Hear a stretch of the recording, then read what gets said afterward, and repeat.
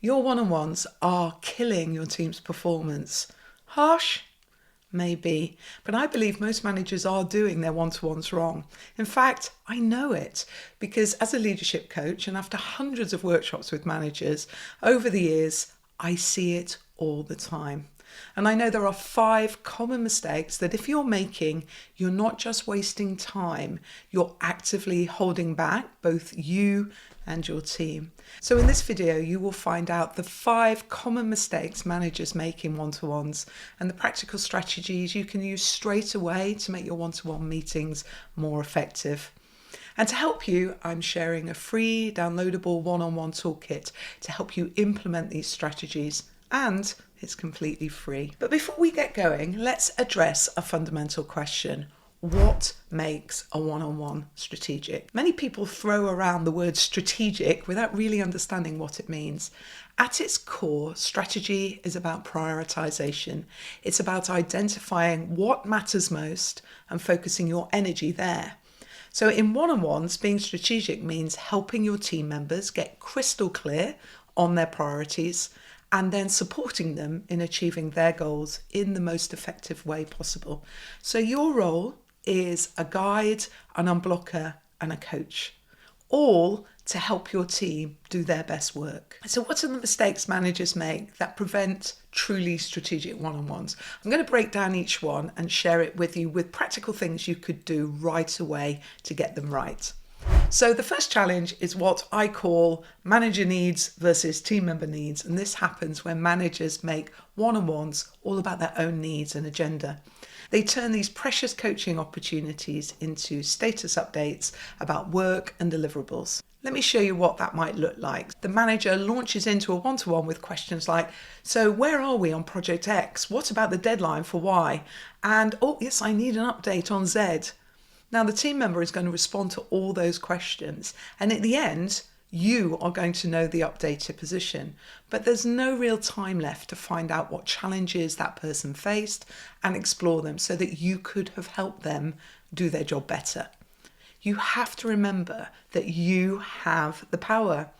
And when you have the power, your team member on the whole is going to be completely guided by you, even if they're thinking they'd like the opportunity to talk about something else which may be more important to them. In the second scenario, the manager is focused on their team members' needs. So they'd be asking questions like, how are you feeling about your current projects? What challenges are you facing that I can help you with?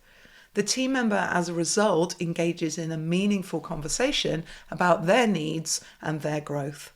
Remember, your role as a manager is to be a guide, an unblocker, and a coach. Now, I'm not saying you can't have status updates. Indeed, if you need them, schedule a separate meeting.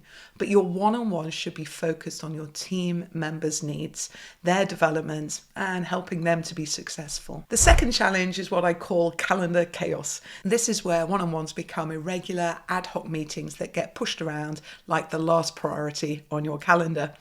Now think about it for a moment. Count how many times you've rescheduled one-to-ones in this last month. And if it's more than once, you're already sending a strong message to your team. Every time you move your team's one-on-ones, you're saying, you're just not important enough. Now, every now and again, we know this happens, but if you do it regularly, this is a choice about how you manage and lead your team. This inconsistency kills strategic thinking. You're missing these vital moments of alignment and development that you will never be able to recapture in the day-to-day work. So here are a couple of signs that you may be approaching your meetings in a reactive way. You're not properly prepared mentally. You're unable to reflect on recent observations. You're missing a chance to review development plans, and you're losing the opportunity to think strategically about your team members' performance. Now, the solution is to treat one-on-ones as sacred time, prioritize them, block time off regularly, and stick to it. When you do this, you're creating a system, a routine and rhythm for how you manage and lead your team. Which brings me to the third challenge, which is the conflict avoider. Now, this is a big one. Many managers shy away from difficult conversations, letting small issues into major problems. If you're making this mistake, you're not alone, but here's what you could do to fix it. Think of it a bit like a rowing boat. If you're slightly off course and make a small correction early on, it's no big deal. But ignore that small deviation, and hours later and a lot of work later, you could be miles from your destination. And yet it's so easy to nip performance issues in the bud. But the longer it goes on, the bigger the issue gets, and the tougher that conversation will be for you to address it. So avoiding the conversation is an absolute false economy. And this is where one-to-ones provide the consistent time to have these chats when you're laser focused on helping your team members be successful in their role. So you need to face into these conversations. Now, here's a simple feedback framework that you can use, that you can just slot into your conversation. So it's not like, whoa, we're about to have feedback. It would go something like this. First, observe. Say something like, I noticed that. And then say what it is you noticed. And then add in the impact. So what is the impact of whatever it is they're doing? And that would sound like, this impacts the team by, or this impacts you by, or this impacts me by. And then thirdly, add in a question. What are your thoughts on this? Or what do you think about that? And then fourth, move it to a solution. How can we address this together? What could we do? You will be making it so much easier to lead your team if you face into these conversations. And from my experience, it is never as bad as you think it might be. Okay, it's occasionally quite bad, but most of the time it is absolutely fine. And the more you do it, it's like muscle memory. The better you get at it and the more confident you will feel doing it. So just give the feedback, eh? Challenge number 4 is memory maze. Now here's an experiment I use in my workshops. I ask managers to recall all their team's wins from just the last month. Normally there's a pause as they kind of kick their brains into gear. And often we find when we're reviewing it, they forget important moments. Now just think about what that means for annual reviews. And this is because managers often rely on their memory or scattered notes to track conversations and commitments. Great conversations do happen, but no one takes notes or follows up, and it's quickly forgotten. And the problem is our brain is the worst filing cabinet in the world. Our psychologist Herman Ebbinghaus, well, you could, but he is dead. But he documented the process of forgetting information. And the truth is it occurs so rapidly, particularly within the first 24 hours of learning or hearing it. And he called it the forgetting curve.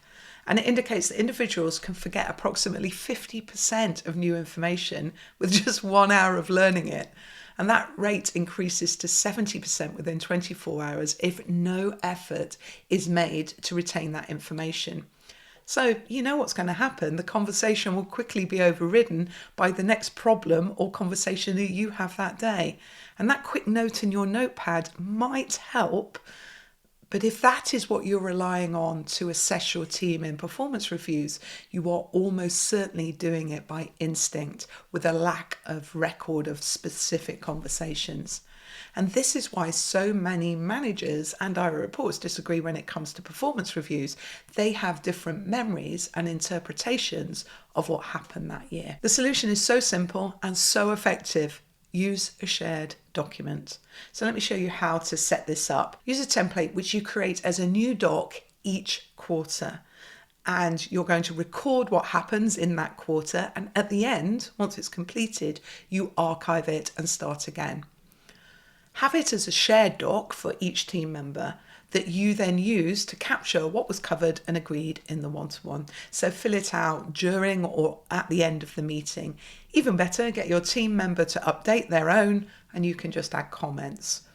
What you get is one version of the truth that over time will record their wins and achievements, their challenges and their personal development progress, and keep track of action items and commitments and any other notes and feedback. This becomes your valuable record for performance reviews and ensures that both you and your team members are aligned on what was discussed and agreed upon.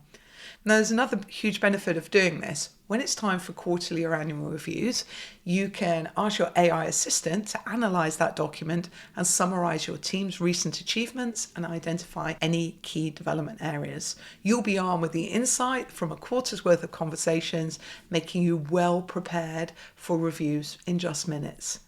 This lets you focus on making the actual conversations more strategic and valuable.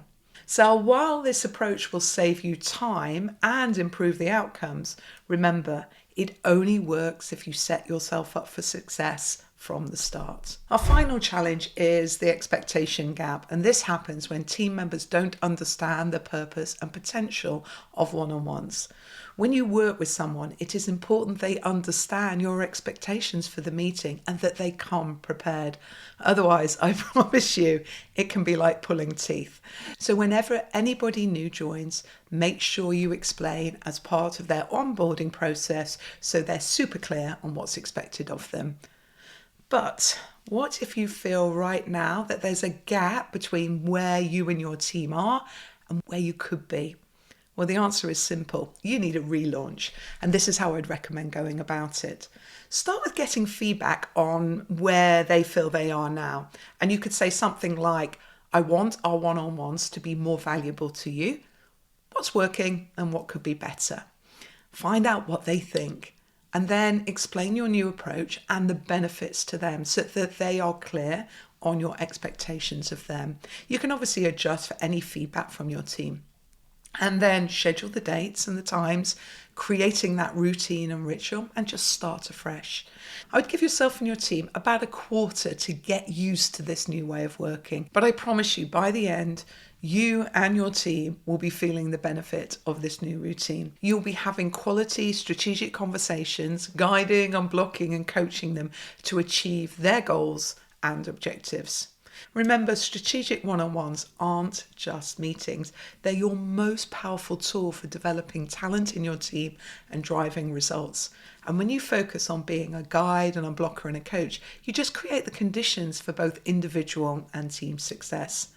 Now, I'm going to give you something that's going to make implementing all of this incredibly easy. I've put together a complete manager's one-to-one toolkit that includes the exact meeting template I shared today, a cheat sheet for the feedback framework I shared, a guide to 50 questions that you can use to spark the conversations in your one-to-ones, and a performance review preparation guide.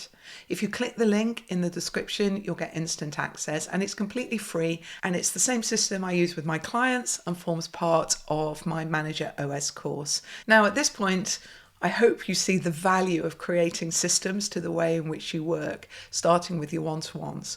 But if you watch this is where I share the exact framework I use with clients to help them proactively plan and get out of the reactive trap of management so that you can finally take control of your leadership. I'd go there next.